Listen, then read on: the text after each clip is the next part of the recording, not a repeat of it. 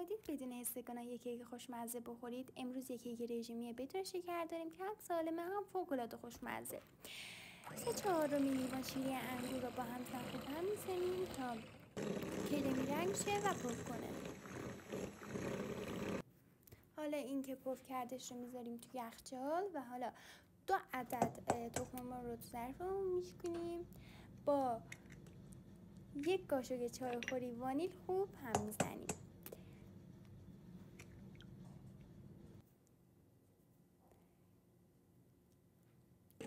خوب هم میزنیم تا کرمی رو به سفید بشه و اینجوری پف کنه. حالا شیره انگورمون رو بهش اضافه میکنیم و 3/4 لیوان هم روغن بهش اضافه میکنیم. خوب هم میزنیم. حالا 1.5 لیوان آرد داریم که کم کم به موادمون اضافه میکنیم.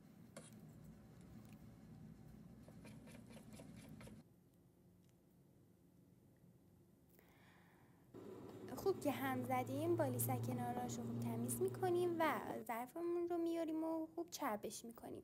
من 2 تا ظرف متفاوت درست کردم، شما هر ظرفی که دادین میتونین استفاده کنیم. حالا موادمون رو اضافه میکنیم، تو ظرفمون انتقال میدیم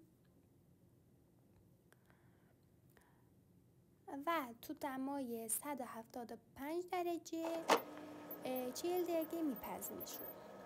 حالا میایم برای روکشی که روش میکشیم.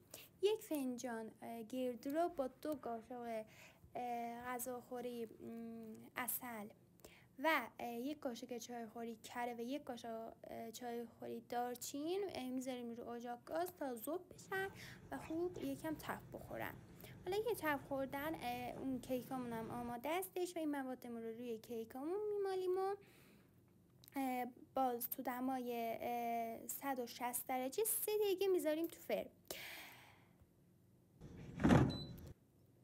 خب کیکمون آماده شد. حالا نوبت شماست که از طعمش لذت ببرید. اگر دوست داشتید لایک و کامنت بذارید و حتما کانالمون رو سابسکرایب